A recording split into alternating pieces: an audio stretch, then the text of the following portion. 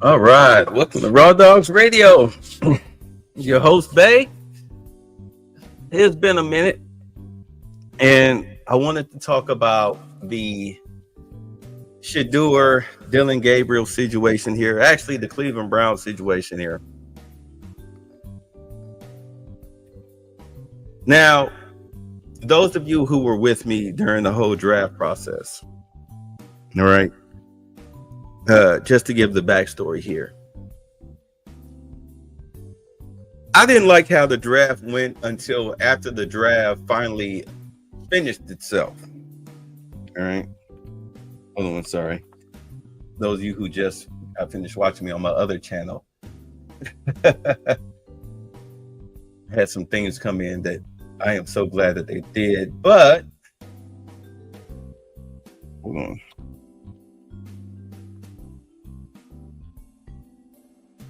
I wasn't happy with the draft as it was unfolding until it was after the draft that I realized that what they were doing was exactly what the Browns needed. Because at the end of the season, Kevin Stefanski said that he needed to shape the team into what he wanted as a head coach. You remember that? He was tired. He was tired of trying to do it other people's way, and he decided that he wanted to do it his own way. Let me get sorry, I'm live, so let me. So I have to bear with me. I want to make this a little larger. There we go. Should I just kill myself altogether? Oop, whoop, bad choice of wording there.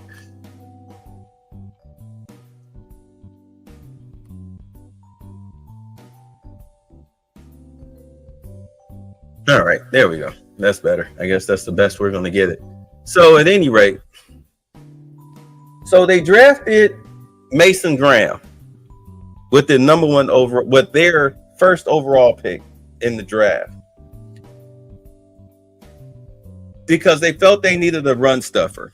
The guys that they had, they were old. Mike Hall is not really a run stuffer like that. He's more so of a pass rush defensive tackle that can somewhat play the run, but Mason Graham is a run stuffing defensive tackle.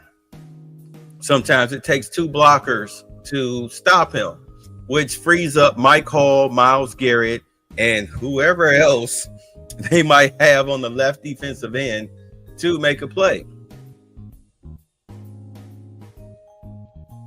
It was a need pick, but it could have waited as far as I was concerned. And then, of course, in the second round, they drafted Carson Schlesinger, which practically nobody had heard of before. But you definitely needed a pass rushing, run stuffing, pass coverage linebacker.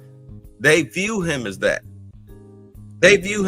And if you watch the game tape, he seems capable of doing that coming out of UCLA. Almost like a Clay Matthews type of linebacker, because JOK more than likely will never play football again. So you needed his replacement. And Schlesinger is supposed to be that guy. And then, of course, later on in the second, they picked up Quinshon Judkins, which I think was a steal for the Browns. And I had him on my board because with Nick Chubb being a shell of himself, let's not kid ourselves. And it's sad to see him go. It's sad to see what happened to him happen. You needed a fresh new power back in that backfield to take pressure off of the quarterback. You definitely needed that. And the Browns are very good at running the football. That is, which they did, get a new offensive line coach, which, like I said, they did. So if you call yourself drafting a young quarterback or even having a veteran backup, you can't just rely on them to drop back and throw 40 times a game, 30 times a game. You need, especially in Kevin Stefanski's offense, which is power running, play action pass. In order to be effective, you need a Quinshon Judkins, and that's exactly what we have.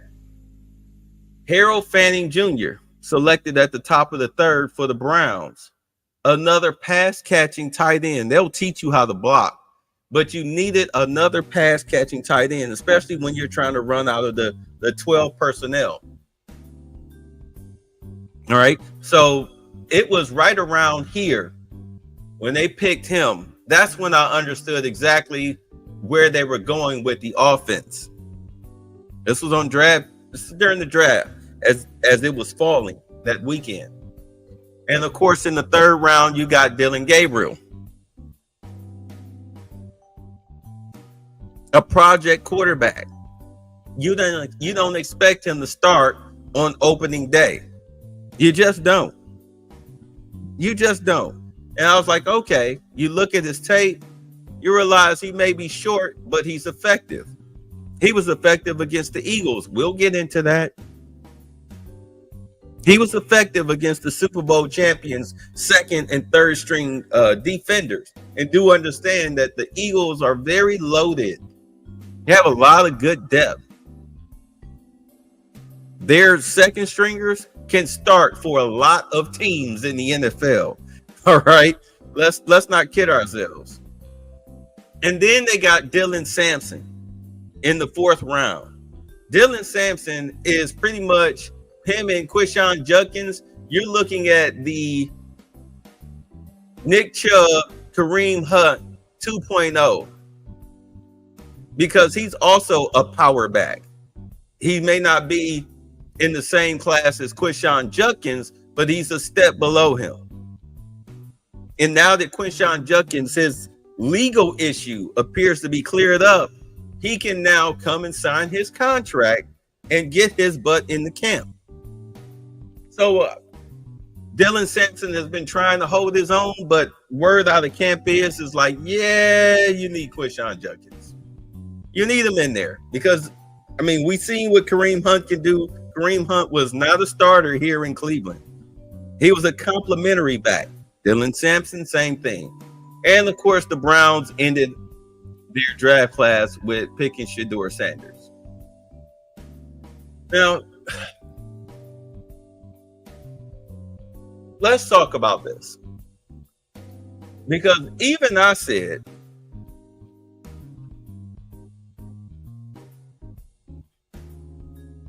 seven months ago, that Shedeur Sanders, like the Browns, was not for Cleveland. I even tagged this guy, I Smoke Hip Hop Live, who is a serious Colorado football fan. Let me see if I can find the point where I said that. Decision. Get the hell out of here. That is ridiculous. That is pathetic. Let's see. I definitely think that, in all honesty, for Shedeur Sanders, his best fit would be the Giants. All right, let me back it up. For what? That would not work. That would not work.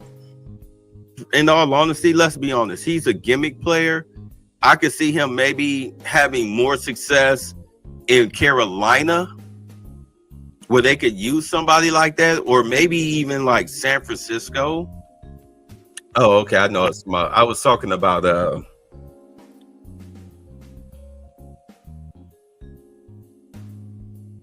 Travis Hunter. Okay, I was talking about Travis Hunter. Okay, Carolina or San Francisco, possibly San Francisco. But him going to the Giants, they got him ranked. The mock draft, they got him going to the Giants for what? For what? That would not work. That would not work at all. Tennessee, it would definitely. Hold on. There's where you have it there. But I definitely think that, in all honesty, for Shedeur Sanders, his best fit would be the Giants. His best fit, and all the teams that's out there that desperately need a quarterback, the Giants would be best for him. And we all know what happened when he went to the Giants. All those reports were true. That he showed up with his headphones blaring, with an entourage. They film and everything. You notice that footage never did get out there. that Brian Dable broke out the whiteboard and wanted him to break down and diagnose the play, and he felt ambushed. He didn't do it. I mean, they practically threw him out of the building.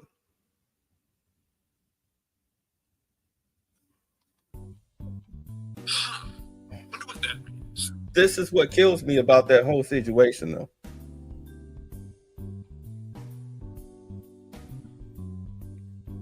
The NFL is 32 teams. It's a good old boys club. We know that. All the GMs talk to each other. Nobody in the NFL said that Shedeur Sanders was a number one pick. His father said he was a number one pick. He said he was a first round pick. People on TV said that he was a first round pick because he was getting the most media hype. And don't get me wrong, I'm a Shedeur Sanders fan, but I'm not a Shedeur Sanders stan. There's a difference. I appreciated his game in Colorado. He had no running game, and his offensive line was very shaky. All they did was just throw the football. In all honesty, that's his father's fault. You should have got a power back and just ran the football down people's throats. But the NFL is a spread offense type of league.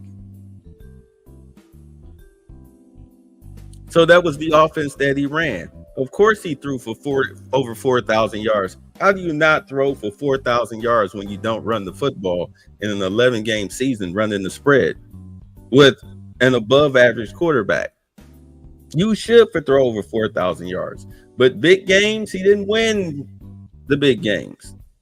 I think he went 13-12 at Colorado. That does not scream getting your jersey hung up from the rafters. I mean, sure, with the yardage and the touchdown passes. I mean, it's Colorado. I think the most yards that were thrown in the season at Colorado was a little over 2,000 yards. And that's in its storied football history. That's terrible. Yes, you should blow those numbers out of the water in the modern college football game, which he did. Nobody's knocking that. Never take that away from him.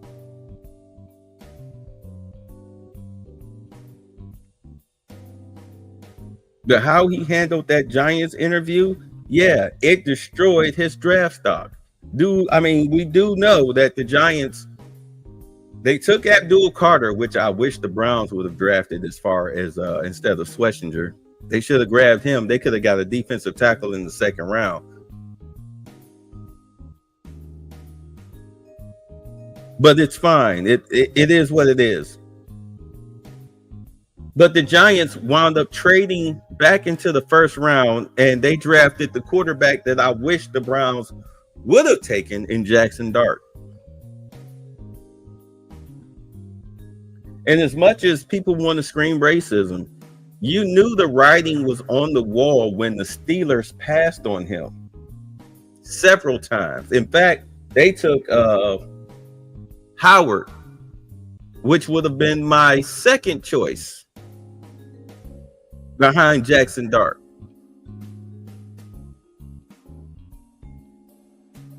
They wound up taking Howard out of Ohio State. He's sitting behind Aaron Rodgers right now. But when the Steelers didn't take him, you know, the architects of the Rooney Rule, Mike Tomlin, when the Raiders didn't take him, the Raiders passed on him. They traded for Geno Smith and they passed on him for a reason. Tom Brady, he was in Tom Brady's camp. What did Tom Brady say about him? Keep in mind, I'm not besmirching. I'm just relaying the facts. Tom Brady said he needs to get his head in the books. He needs to concentrate on playing football. The Raiders passed on him several times.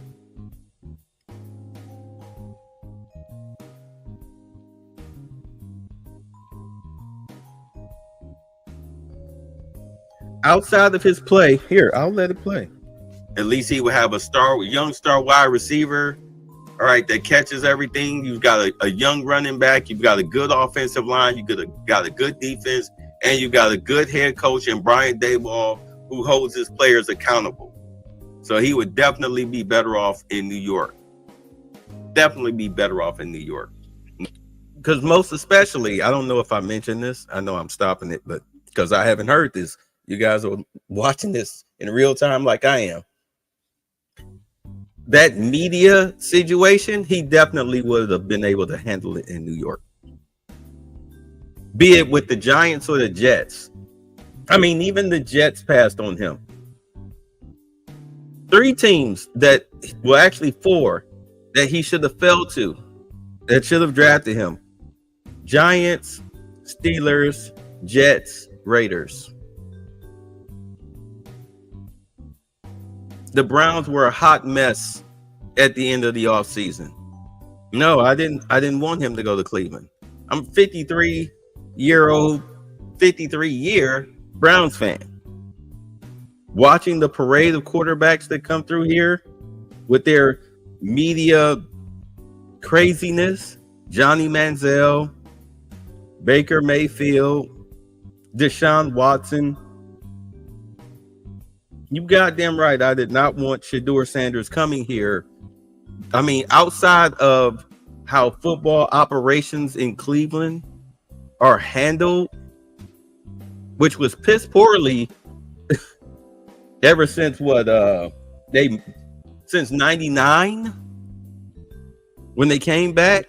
Horribly run organization since they came back. The locker room was a mess. The players was a mess.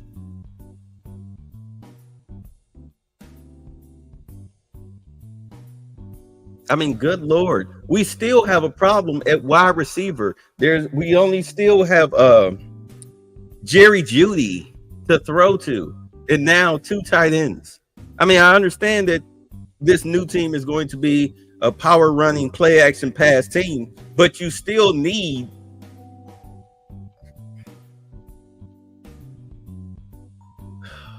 that reliable number 2 wide receiver. I guess Cedric Tillman is supposed to fill that role.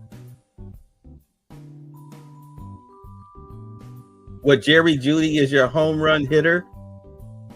He's your big play guy, and Cedric Tillman is your tough yardage guy. I guess that's the plan.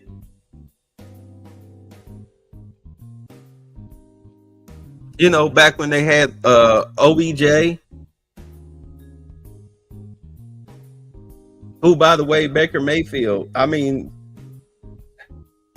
Baker Mayfield and OBJ did not get along. Baker Mayfield was intentionally throwing him bad balls. That is, if he threw to him at all. I mean, that's why OBJ got ran out of Cleveland, because his father, of course, through OBJ, let's not be stupid here, was showing all the times the game film, the all 22, where OBJ was wide open and Baker Mayfield didn't even look his way. I mean, wide open for touchdowns, nobody covering him deep downfield, and Baker was dumping it off.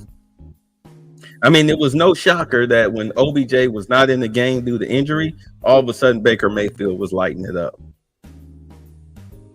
But his injury plague last season in Cleveland, he should have sat down, but he was trying to play for a contract, which was a me first situation. And he was toxic in the building and in the locker room. So the Browns made the conscious decision of getting rid of him. I mean, they couldn't even trade the guy.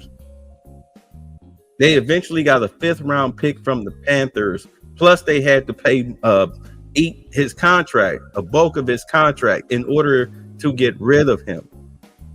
I'm happy that he's down in Tampa. He grew up, he learned.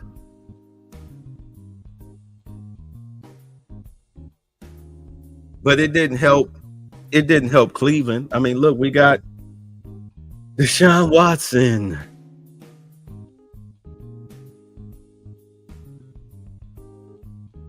Who show and prove nothing.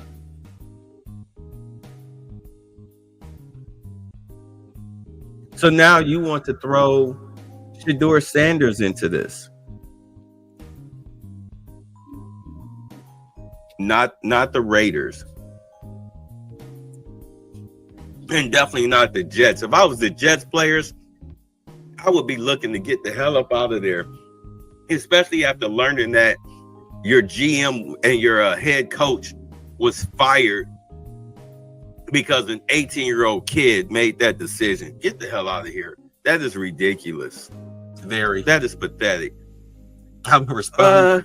But since I'm the Browns guy and we're talking about the Browns,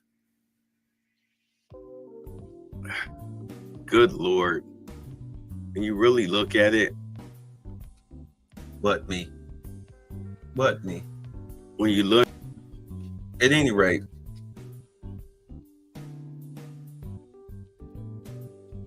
what I was saying here was that I didn't think Shador was for Cleveland, not just because of the media circus that he was going to bring with his father, who was out here telling people that he's going to pull an Eli Manning. And for those of you who seem to forget, there was a serious problem. There was an uproar with Eli Manning saying that he didn't want to go to the Chargers. Do you all remember how that draft played out? The Chargers drafted Eli Manning and the Giants drafted Phillip Rivers. And then, of course, they switched players. You know, they did it out of spite. Let's not pretend that the NFL is not spiteful. We're not going to play like these clubs, these teams are not spiteful. Let's not play the game here. But with him taking the Giants interview after doing all of that yip yapping about we're going to pick where we go and whatnot, yeah, how well did that work out? It didn't work out well at all. The NFL has a way of humbling you. Just ask Baker Mayfield. They have a way of humbling you. And that's exactly what we're seeing here. Again, not saying the kid can't play.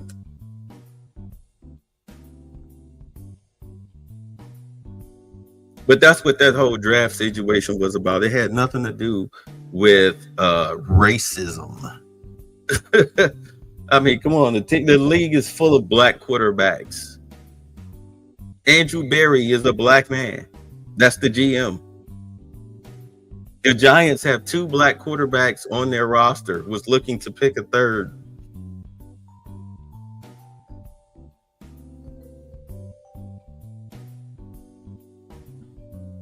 The Steelers had 2 black quarterbacks on their roster, was looking to add a third.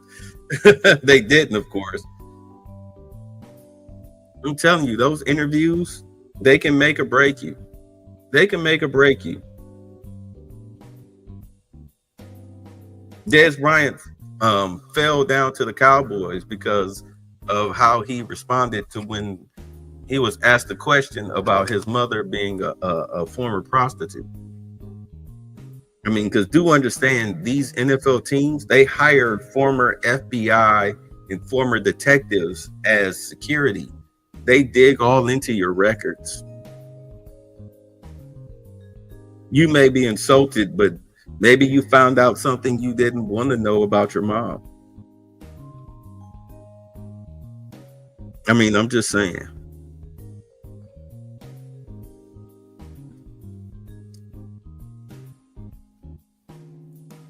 But let's get into the since we're here talking about Watson and Gabriel. So what? I'm sorry, not Watson. Shedeur Sanders and Dylan Gabriel.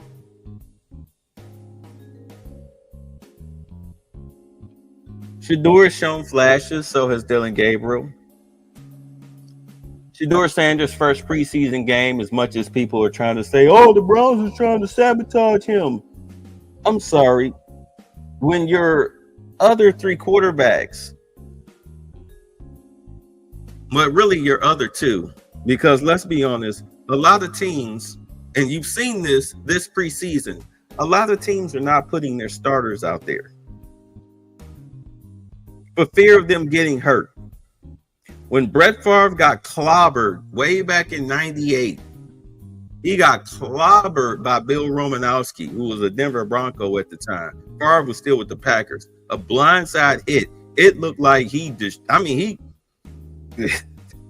put a lick on Brett Favre that would have put an average quarterback out for the season, if not a career ender.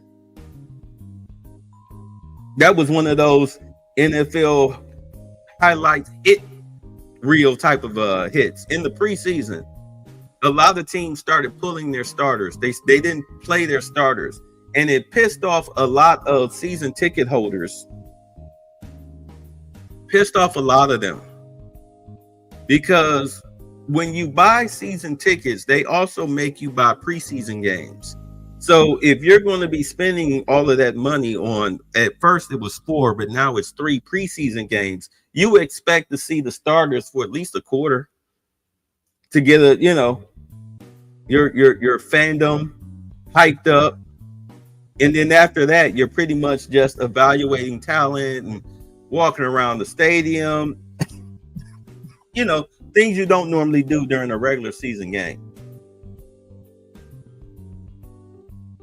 But now we're at a point here in 2025, like they don't even roll out their first team offensive lineman or defensive lineman. A lot of defensive players, offensive and defensive players that are starters in the regular season do not play to start the game in preseason games. You saw that last week with Carolina and Cleveland. Let's just be honest. And the Panthers, as we know, suck. Now, this isn't to take anything away from Shedeur, but he had a pedestrian day, 14 to 23, 200 something yards, 2 touchdowns. He showed some flashes of his Colorado play, and he also showed some flashes of his Colorado play where he drops back in the pocket, and instead of stepping up between the guard and the tackle, when he feels pressure, he runs outside of the tackle. He runs outside of the tackle box. In the NFL, against a starter, especially in our division, the AFC North, where you're facing TJ Watt and Alonzo Highsmith of the Steelers twice a season, maybe Henderson for the Bengals, if they go ahead and sign his contract, and the Ravens defense. They like the blitz from the outside. You're facing these guys twice a year. The good news is that at least you're going up against Myles Garrett every day in practice if you are a starting Browns quarterback. So therefore, you're used to that. You learn how to deal with Myles Garrett stunning inside. You roll out. He's coming around the back end. Get rid of the ball. Step up between the guard and the tackle. You saw him roll outside the tackle box, which would have been a sack if that would have been the starters out there, and be able to make some room, make a play. You also saw him take a couple of sacks. One sack he took in particular, even the TV commentator noted it. And just keep in mind, this is the same thing he was doing in Colorado. He rolled right outside the tackle box. He had 2 defenders, a safety and a corner, blitzing from the left side, his blind side. He stopped at the hash mark and just held the ball to the point where they were able to catch up with him and blast him. Sack. He had plenty of time to throw the ball away or run, but he stood there trying to look to make a play with his arm. He got sacked. When he got up, he glared at his offensive lineman. Why are you glaring at your offensive lineman? You did that in Colorado. You threw your offensive lineman under the bus. Bro, this is the NFL. You pull that stunt. If you're a starter and you pull that stunt against your offensive lineman, they'll olay a defensive tackle or a defensive end. They'll olay him just to teach you a lesson. You got to come up out of that. You have to get better. You have to get better. You can't hold on to the ball too long. And you're not faster than these defensive tackles and defensive linemen, defensive ends, or linebackers in the NFL. These guys are running like a 4.5. They're faster than you. They've been playing this game for years. They can anticipate exactly where you're going. They know how to get off the blocks and then meet you with your eyes looking all big. Hear you saying into a hot mic like Geno Smith, "Oh my God," when Aaron Donald was closing in on him.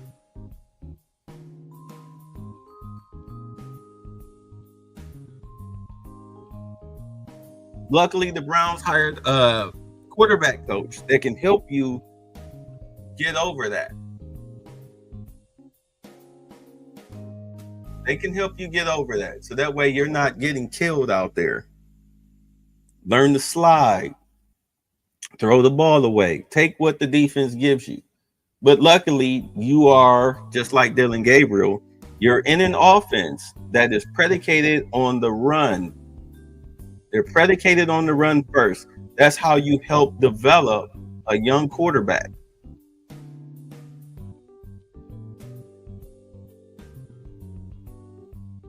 Like I said, he has some nice throws. That one throw on third down where that guy who will probably be working at Kroger's made a one-handed juggling catch, picked up 34 yards. Yeah. It was a great catch. Beautiful touch pass by Shedeur. Great catch by that guy who will not be on the team come September 1st. Dylan Gabriel, on the other hand, had to go up against the Philadelphia Eagles' second and third stringers. The Eagles, again, their second stringers can start for a lot of teams. The Eagles are the Super Bowl champions. They have a lot of depth at a lot of good positions. Their GM knows what the hell he's doing. Howie Roseman, I believe his name is. That guy has an eye for talent. He has an eye for talent. They have a lot of depth. And those guys fight like hell for Nick Sirianni. So Dylan Gabriel, he too had a decent outing against the Philadelphia Eagles. That interception was not his fault. It was not his fault. That tight end alligator armed the hell out of that. Alligator armed the hell out of that. He was scared. He was scared, and therefore it was pick six. And then you had a bad handoff exchange between him and the running back, which resulted in a turnover. But the Browns still won the game. He still put up decent numbers against the second and third stringers of the Super Bowl champions. A lot of those third stringers probably won't make the team. Probably some of those second stringers, might see the practice squad. Who knows? But they both had decent outings. Just that Gabriel went up against stiffer competition. And it's not a takeaway from Shedeur. It's not a takeaway from Dylan Gabriel. It's just that, hey, you've got two rookie quarterbacks who are vying for the third string spot. Let's be honest. They're vying for the third string spot.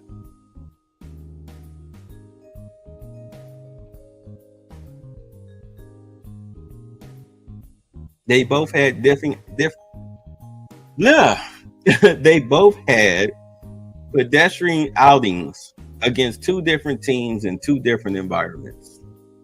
Sanders just threw 2 touchdown passes against the Panthers, whereas Gabriel, threw a pick, had a fumble against the Super Bowl champions. Not bad. But the story of the game, out of that game, is Dylan Gabriel taking a shot at the media and people saying, oh, he's talking about Shedeur. He's talking about Shedeur. But they asked him again, well, what did you mean by that? And this is what he said. All about our team, you know what I mean, and each other. I would never make that, and I've said it before, that's why it's interesting. But for me, I've explained it. Entertainers are you all, competitor. That's what I am, and all my teammates, and we both have jobs to do.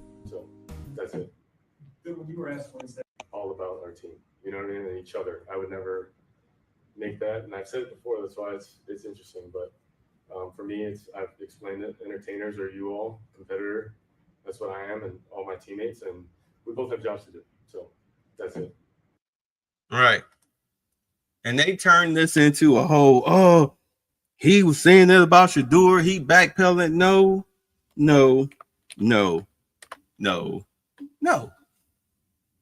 Hold on. I'm going to find where he originally said it.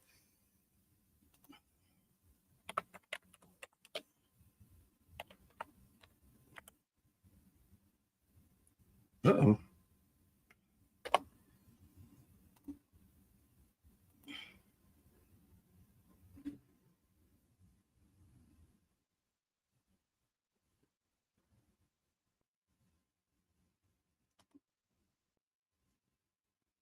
Here we go. It's just part of it. You know, there's entertainers and there's competitors, and I totally understand that.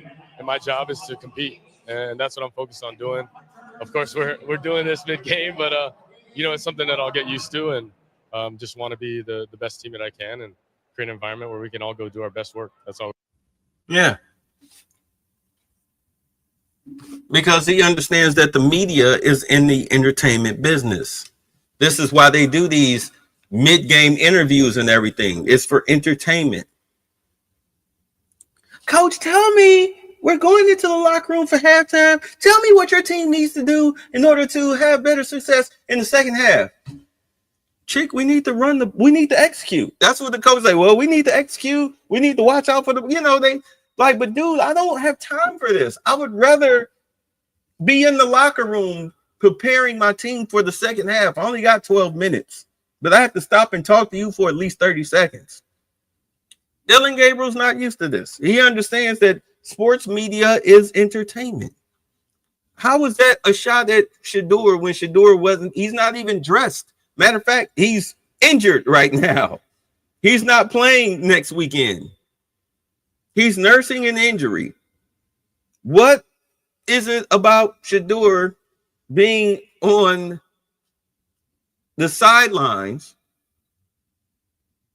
or in training camp that's about entertainment? The kid is there working. Both of these kids are there working, learning the playbook, learning how to run the offense, making their reads. They're not out. Do you see Shedeur flashing his wrist in practice because he completed the pass? No. Do you see him playing up to the cameras when he completes a pass in training camp? No. If anything, you have all of these people in the media who keep filleting Shedeur Sanders. I mean, we don't even know. Leave it. If you watch Cleveland sports media, it's like the other draft picks outside of Dillon Gabriel don't even exist. Don't even exist. They don't talk about Mason Graham. They don't talk about Fannin. They don't talk about Sampson. We do hear what's going on, though, with Judkins because of his court case, and they need him in camp. But outside of that, Schlesinger, you hear about none of these people. All you hear is people filleting the hell out of Shedeur Sanders as if he should already be wearing a gold jacket, and that Dillon Gabriel is somehow the enemy. They're literally trying to make this kid the enemy of Shedeur Sanders, almost like Angel Reese versus Caitlin Clark. When Caitlin Clark ain't even thinking about that chick. She outclasses her in every single way. These two kids do not outclass each other. They're on equal footing. Equal footing. Dillon Gabriel just has a lot more experience than him. Played in a much bigger conference. A lot more fanfare. With better stats, by the way. The only knock on him is that he's short. He's like 5'11".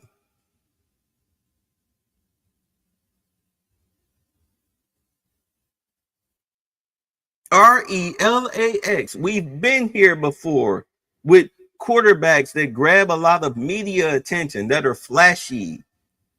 Calm down. We're the same fan base that saw DTR playing two seasons back to back in preseason games and thought that he might develop into something good. Then you throw him into the games, and good Lord, it looks like our I almost said something I shouldn't, but it looks like our inexperienced backyard quarterback nephew, 17 years old, out there trying to play against grown men and tackle football. Getting the hell beat out of him. Bad reads, interceptions, overthrows, underthrows. What the hell is he doing? Throws. But in the preseason, he was shining. Okay? Relax. Let this play out.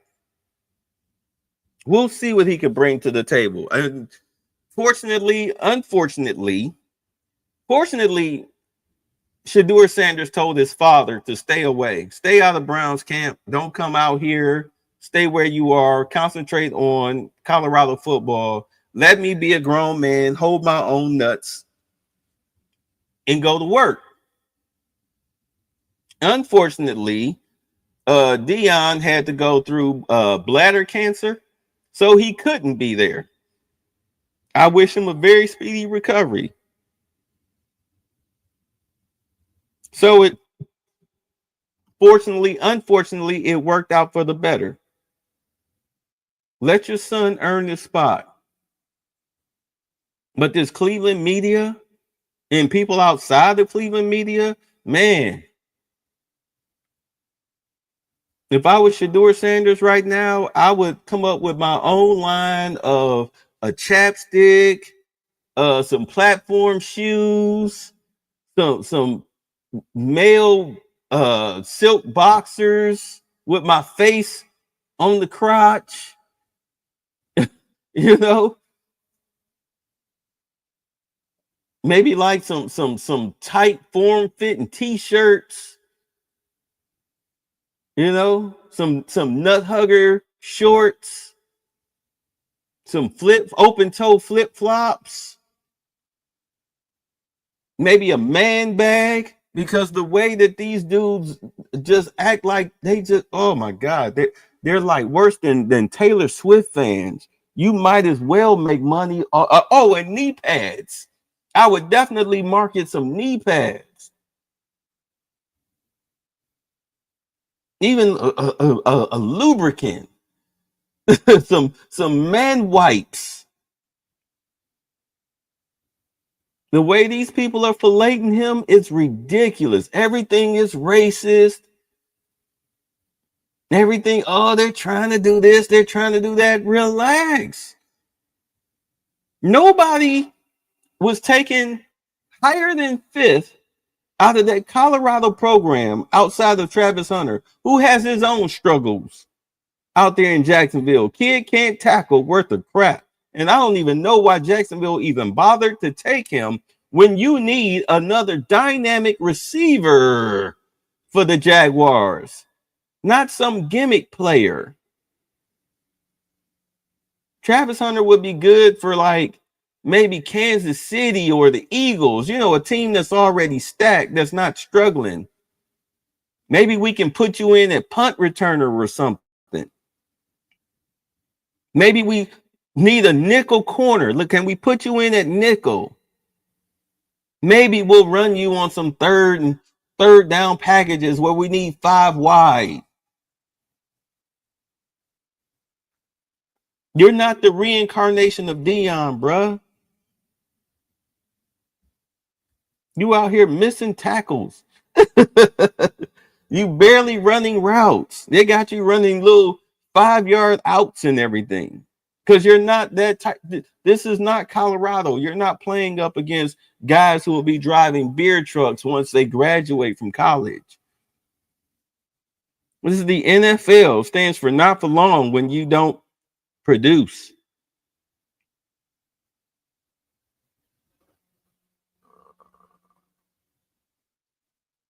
Yeah, that was the only player taken before Shedeur was Travis Hunter. Everybody else was taken after the 5th round.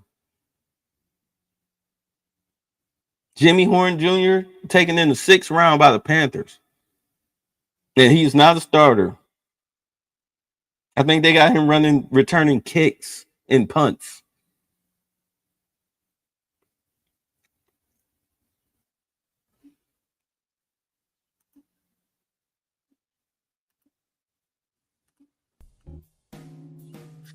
I hope he makes the best of his opportunity, but we'll see. We'll see. All right, y'all. Let me get out of here. Peace. I mean, we just want volunteers, not hostages. At this point, because, you know,